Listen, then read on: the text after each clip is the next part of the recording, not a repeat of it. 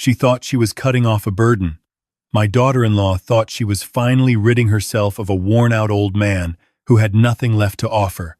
No job, no purpose, no fight. She stood at the head of my son's dining room table on Thanksgiving Day, in the house I had helped them buy, and told me in front of my grandchildren that I was no longer welcome in their home. What she didn't know was that I had never left. My name is Robert. I'm 63 years old, and for 31 years I worked as a commercial real estate developer in Atlanta. I built shopping centers, office parks, and mixed-use properties across the Southeast. I negotiated deals in rooms where the coffee cost $12 a cup and the handshakes were worth 7 figures. I was not a man who talked about money. My father raised me to believe that wealth was a private matter. Like faith or grief, you carried it quietly, and you let it do its work. When my wife, Carol, passed away 4 years ago, everything changed. I don't mean that in the poetic way people say it. I mean the architecture of my daily life collapsed. She had been the center of everything. Our home, our routines, our reasons. After 40 years of marriage, I didn't know how to occupy a Tuesday afternoon without her. I sold my stake in the development firm to my partner, Raymond, for a sum that made Raymond briefly unable to speak. I told no one the number. I told my son, Marcus, only that I had stepped back from the business and was taking things easy. Marcus was 34 at the time. He worked in sales for a software company in Marietta. He had married Vanessa 6 years earlier, and they had 2 children, my grandson Eli, who was 7, and my granddaughter Sophie, who had just turned 5. I loved those children with the particular ferocity that only grandparents understand, the kind of love that has no ambition in it, only warmth. I had helped Marcus and Vanessa purchase their home. This is important. The house, a 4-bedroom colonial, on a quiet cul-de-sac in Smyrna, was purchased through an LLC I controlled, the same LLC I had used for years to hold personal real estate assets. Marcus and Vanessa believed they were buying the home from a private seller. Their realtor handled the transaction. The paperwork was clean, and at no point did anyone examine who, precisely, sat behind the name of the LLC. It was not deception. It was privacy. I wanted my son to feel the pride of owning his own home, not the weight of owing his father. The mortgage was his. The deed, quietly, was mine, held in trust until the loan was paid in full, at which point ownership would transfer completely. It was a structure my attorney had designed to protect them both. Marcus never asked questions about it. He was not that kind of man. In the 2 years after Carol died, I visited often. I took the grandchildren to school when Vanessa had early meetings. I fixed the deck railing that Marcus kept saying he'd get to. I brought groceries on Sundays and stayed for dinner. I was useful, and I was present, and for a while that was enough. Then I had a health scare. Nothing fatal, but significant, a cardiac event that required a procedure and 6 weeks of recovery. I slowed down. I lost some weight I couldn't afford to lose. I stopped driving at night. I began to look, I suppose, like what Vanessa had apparently always suspected I was, a liability. She started making comments, small ones at first. How I took up the guest room practically full-time. How Eli had picked up a phrase I used, and she didn't appreciate it. How I always seemed to be there when her friends came over. Marcus didn't push back. He had a habit, long established, of smoothing things over by saying nothing, and I had always loved him enough not to force the issue. But the Thanksgiving that changed everything that started not at the table, but 3 weeks before it. I had been staying with them for 2 weeks following a follow-up procedure. It was routine, but my cardiologist preferred I not be alone for the first week, and Marcus had insisted I come. I had been careful. I took up little space. I watched football with Eli, read to Sophie at bedtime, and stayed out of Vanessa's way when she came home from work. On the Monday before Thanksgiving, I overheard a phone call. I was not eavesdropping. I was coming down the hallway to get a glass of water, and Vanessa was in the kitchen, speaking loudly in the way people do when they believe no one can hear them. She was talking to her sister, Dana. He just sits there, Dana, every single day. Marcus won't say anything because he never says anything, so I have to be the one. He eats our food. He watches our television. He uses our hot water. I told Marcus. I said, "Your father had his whole career. He had his time, and now it's our time. our family, our house, and I'm done pretending I'm okay with it. I stood very still in the hallway. I already talked to Pastor Glenn, she continued, and he said there are senior living facilities in Cobb County that take people even without a lot of savings.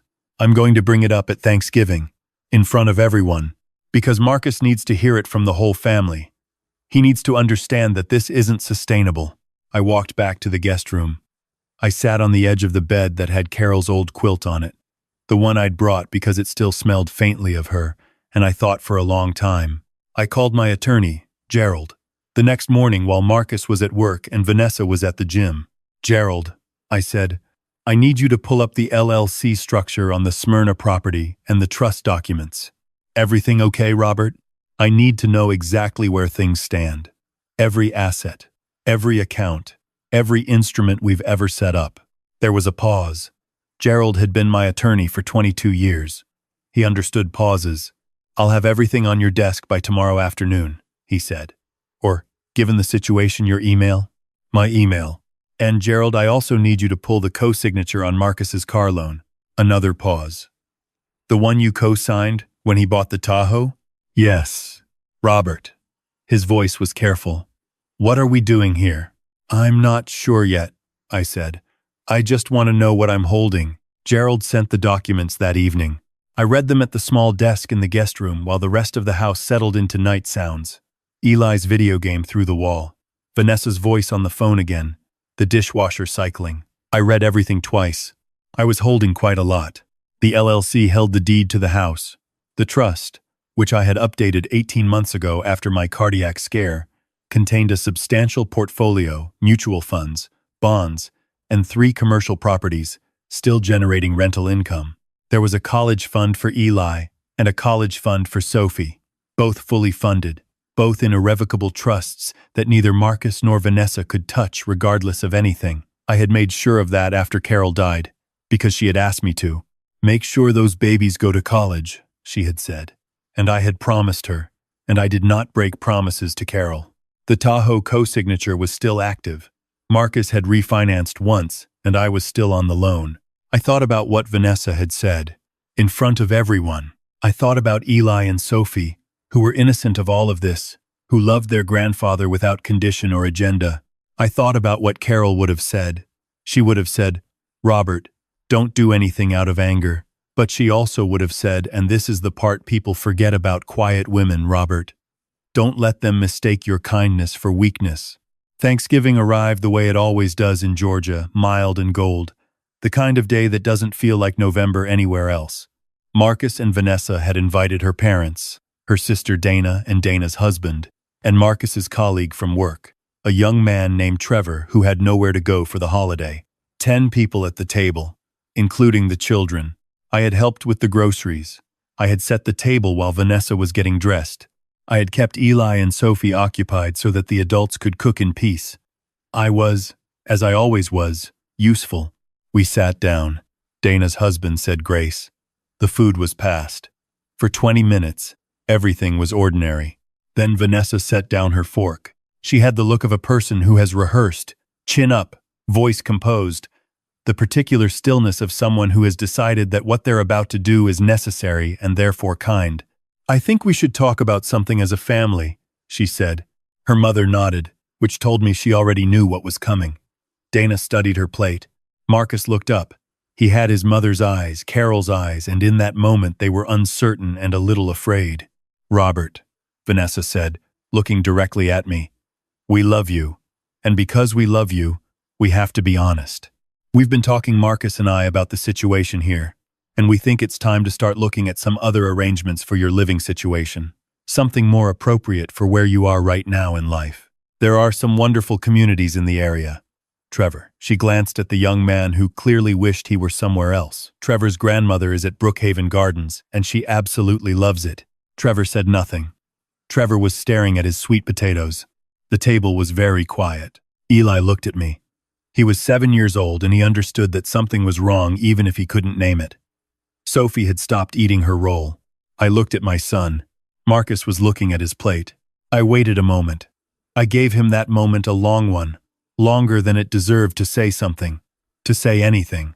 To be, for once, the kind of man his mother had raised and his father had tried to model. To say, "Vanessa, this is not the time or the place," or even just, "Dad, I'm sorry. We should have talked privately." He said nothing. I folded my napkin. I placed it beside my plate. I looked at Vanessa, and then I looked around the table, and I said, calmly, "Thank you for dinner. I'll be out of the guest room before the end of the week." Eli started to cry.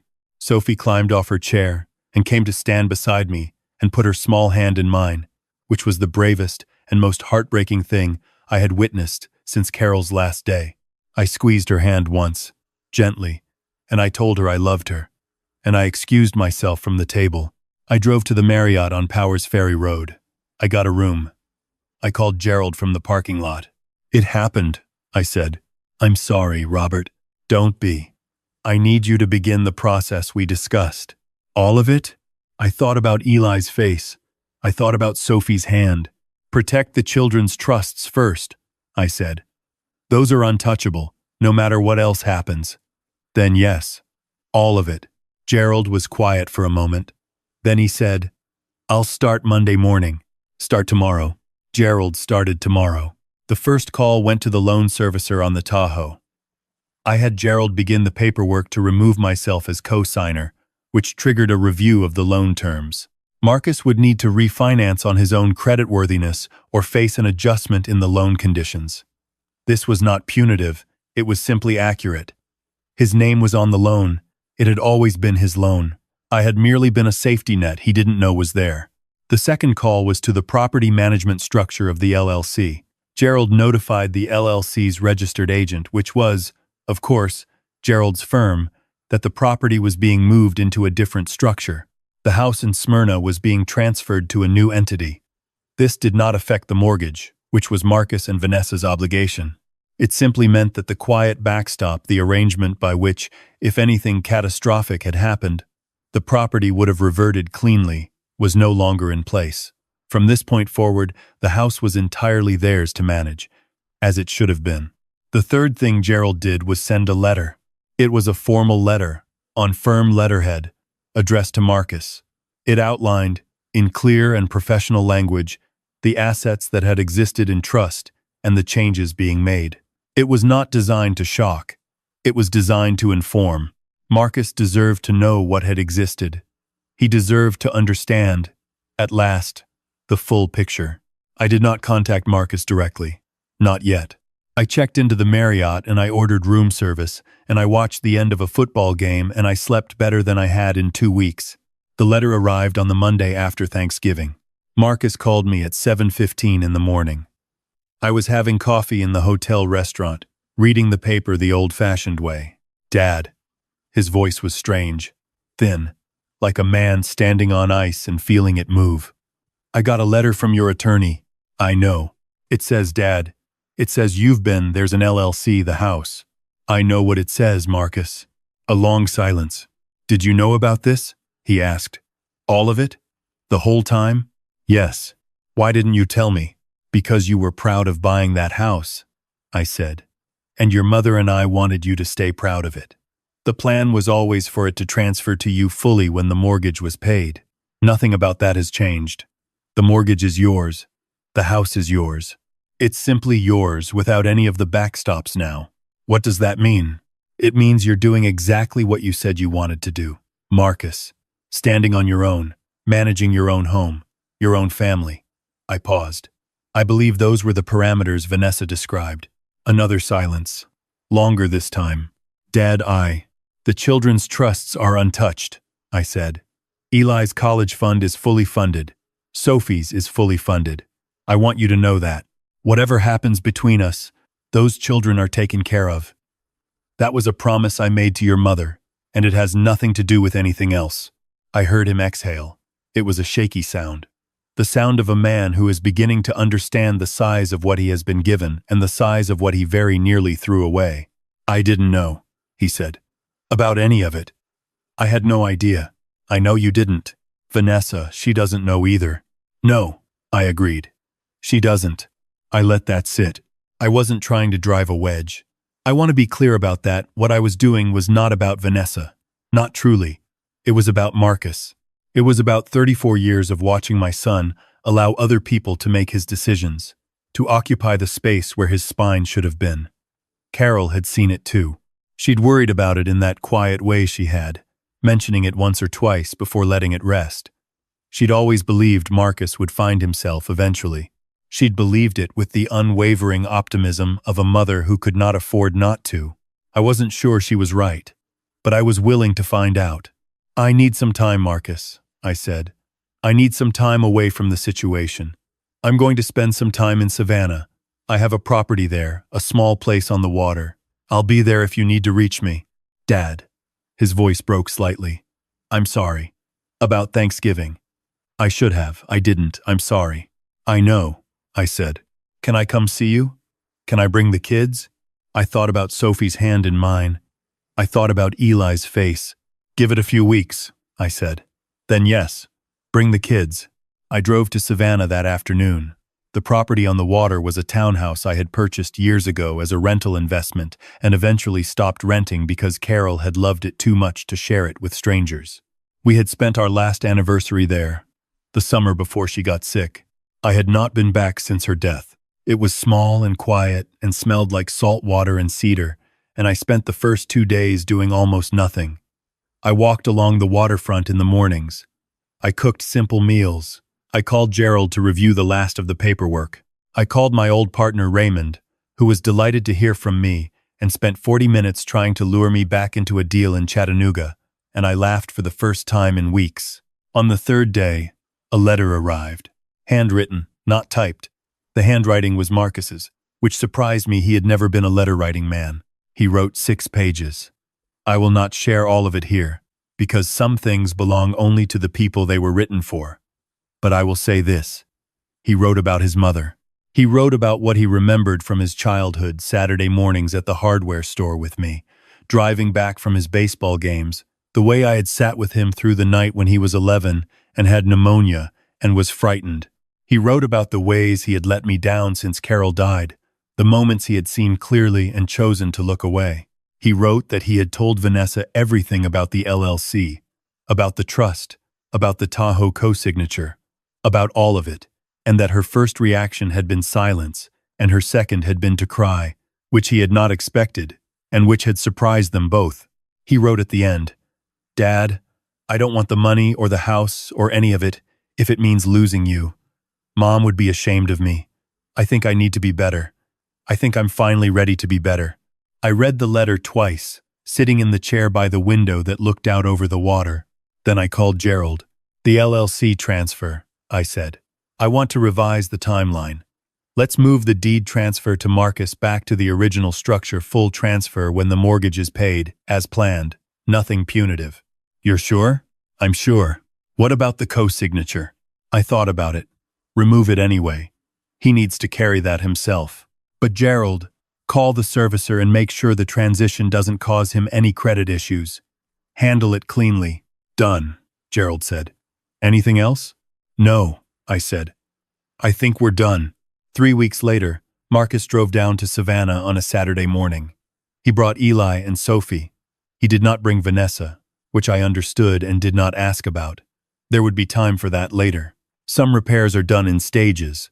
Eli ran up the front steps and threw his arms around me with the complete physical abandon that only a 7-year-old can achieve, and for a moment, I couldn't speak. Sophie came up behind him at a more dignified pace. Carrying a drawing, she had made a picture of a man and 2 children standing next to what appeared to be a very blue ocean, labeled in her careful, blocky kindergarten letters, Grand Payé and Duis. I held it for a long time. Marcus stood at the bottom of the steps watching me with his mother's eyes, uncertain still, and ashamed still, but present. He was there. He had shown up. For a man who had spent years choosing the path of least resistance, showing up was not nothing. It was, in fact, where everything had to begin. We spent the day walking along the water. I showed the grandchildren the boats. I let Eli eat 2 pieces of praline from the candy shop on River Street and pretended not to notice when he tried to pocket a third. I held Sophie's hand while she looked at a great blue heron standing very still near the dock, and she whispered, "Grandpa, why doesn't it move?" And I told her it was waiting, that it was very patient, that the patient ones always knew what they were waiting for. She considered this with enormous seriousness. Like you? She asked. I looked at her, this 5-year-old who had her grandmother's cheekbones and her grandfather's tendency to cut to the center of things. Yes, I said. Like me. Marcus and I sat on the back porch after the children had fallen asleep on the couch in front of a movie. The evening was soft and cool, and somewhere out on the water a boat was moving with its lights reflected in long yellow lines across the surface. We sat with the particular quiet of two people who have said the hard things and are now on the other side of them. She wants to apologize, Marcus said finally. Vanessa, she asked me to tell you that. She wants to come down herself and say it in person, if you'll let her. She's welcome any time, I said. I told her you'd say that. He paused. She was surprised. Why? He thought about it. I think she expected you to be angrier. I think we both did. I looked out at the water. I was angry, I said honestly. For about 48 hours, I was very angry. But anger is expensive, Marcus. It costs you things you can't get back. Your mother taught me that. He was quiet for a long time. I keep thinking about what she would say, he said. About all of this. I know. I think she would be disappointed in me. Yes, I said. Because it was true, and because he deserved the truth, and because the truth, when it is given with love, is the only version that can do any real work. I think she would. But I also think she would believe you were capable of better. She always believed that about you. He put his hands over his face for a moment. His shoulders moved. I did not look away. After a while, he straightened up. He was red-eyed and quieter than before, the way people are after something has been released that they've been holding too long. I'm going to be better, he said. Not like a promise, like a statement of fact. I know, I said. We sat there until the boat lights disappeared and the water went dark and the only sound was the tide moving in its old, indifferent, reliable way, the way it had moved before any of us were here, and would move long after. I was not a man without resources. I had never been a man without resources. But what I had learned in the long years since Carol died, and in the 2 weeks after Thanksgiving that changed everything, was that the most important resource a man carries into old age is not money, not property, not the careful structures his attorney builds to protect what he's made. It is the knowledge of his own value, the unshakable, quiet certainty that he has lived with honor, and that honor is not canceled by someone else's cruelty or ingratitude. My son had almost learned this lesson the hard way. Almost. In the end, he learned it the better way, the way his mother would have hoped for, not through suffering, but through reckoning. Through the 6 pages he wrote by hand and the drive to Savannah and the sitting on the porch and the simple, difficult work of choosing to be better. That was worth more than any deed in any LLC. Eli and Sophie slept inside, their futures secured by trusts they would not understand for years but would one day be grateful for. Marcus sat beside me in the dark, no longer the man who had looked at his plate while his wife asked his father to leave, but not yet the man he was going to become. Somewhere in between, which is exactly where all real change lives. The tide came in. The lights on the water reflected and shifted and held. I was 63 years old. I had outlasted grief and a cardiac scare and a Thanksgiving that could have ended differently. I had kept my promises to Carol. I had kept the door open for my son. I was not done. I was, in fact, just beginning.